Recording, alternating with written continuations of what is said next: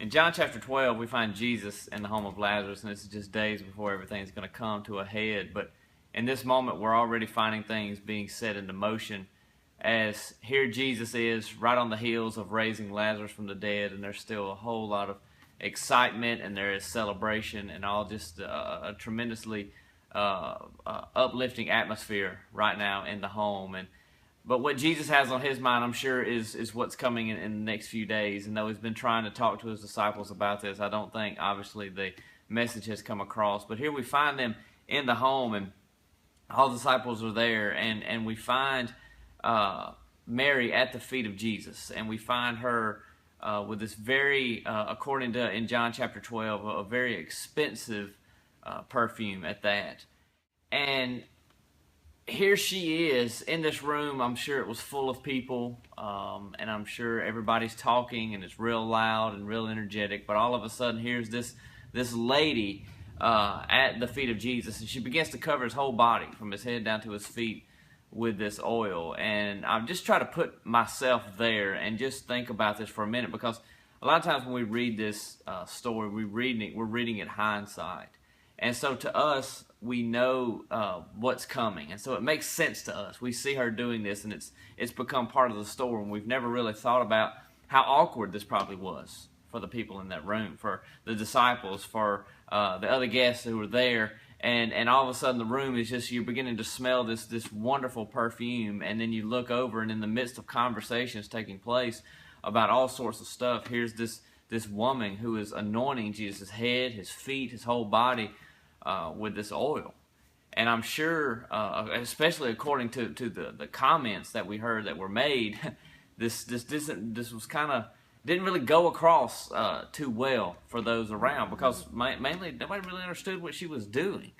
We read it, and we do, but if we were there, I don't think we would have understood either.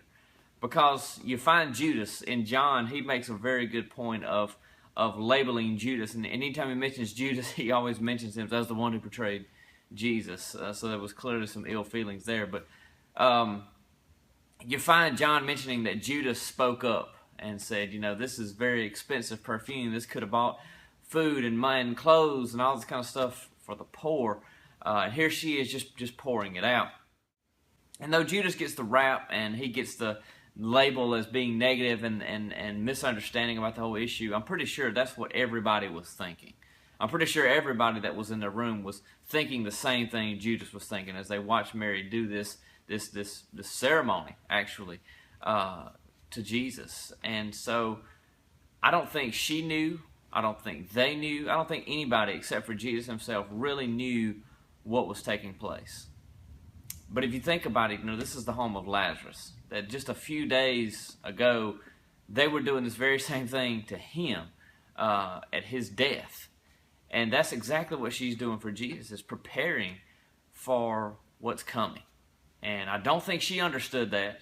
I think she was just compelled by God. I think that's all that it was. And I don't think, obviously, by Judas's remark, he and probably everybody else there didn't really understand everything that was going on. But if you look in John 12, you find that being kind of where the ball really starts rolling.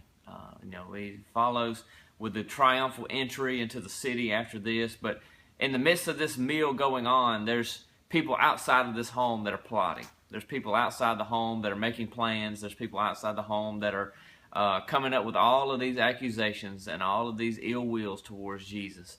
And so what we find happening in this home is it's beautiful. It's wonderful. And so I want to encourage you to go into John 12 and read the anointing in Bethany, where Jesus has this interaction with Mary, and just put yourself there. Picture the aroma of the perfume. Picture the attitude of the people around. Let's put ourselves there in that moment as we witness this amazingly beautiful ceremony that is taking place in Lazarus' home.